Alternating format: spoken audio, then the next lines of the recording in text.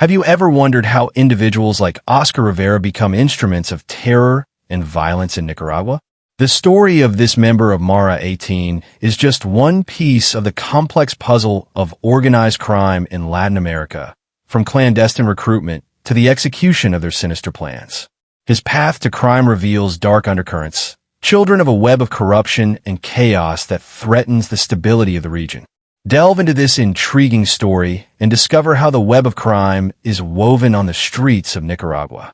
Before you begin, leave your registration with the like button and subscribe to our stories. They will surely catch you. Now, click the bell to get started. Óscar Rivera is a member of Mara 18 who has been recruited to establish terror against the Nicaraguan government and population. He was transported in a van under the moonlight to the territory of Paz Centro, where he encountered a group of 30 to 40 Salvadoran and Honduran individuals. An unidentified individual took their information and promised to send remittances to their families in their countries of origin as part of the agreement for participating in criminal activities.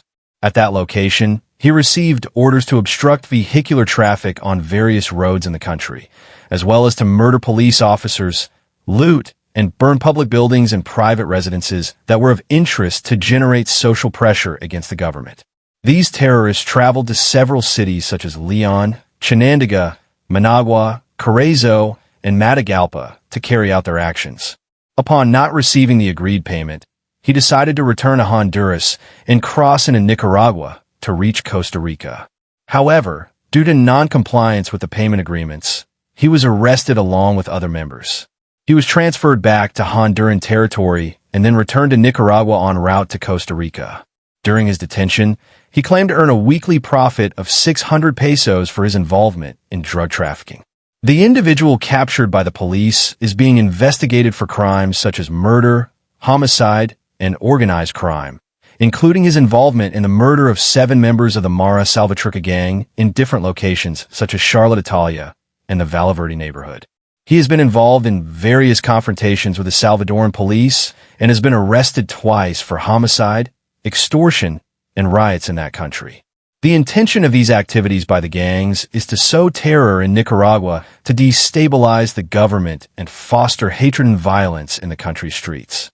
The Mara 18 gang was hired to sow terror against the government, and the Nicaraguans were transported in a van with white lights to the territory of peace.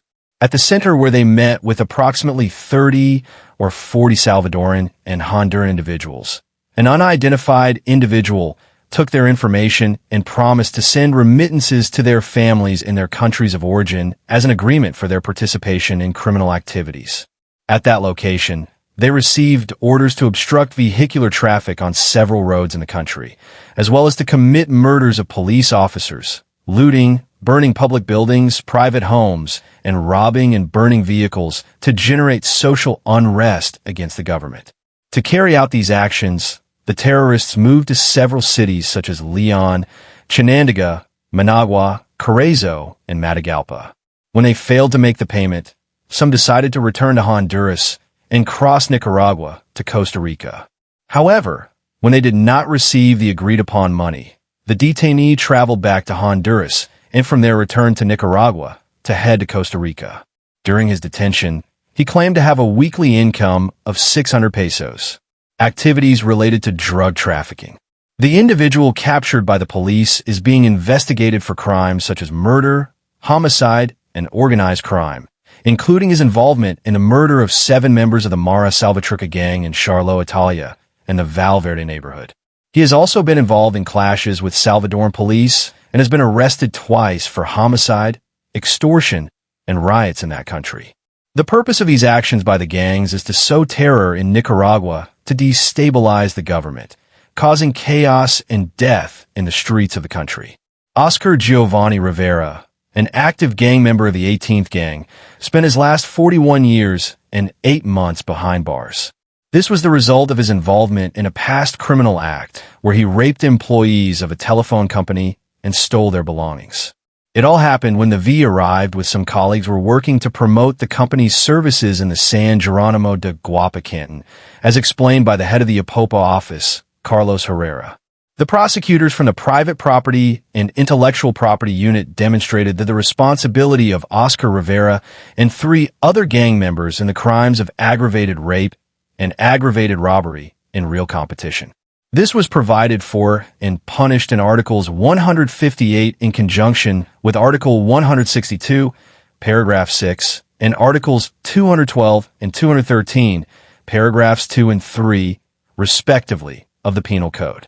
During the hearing held on February 13, 2018, in the Fourth Sentencing Court of San Salvador, the prosecution presented various evidence, such as scientific evidence, a lineup of inmates, and testimony from the victims.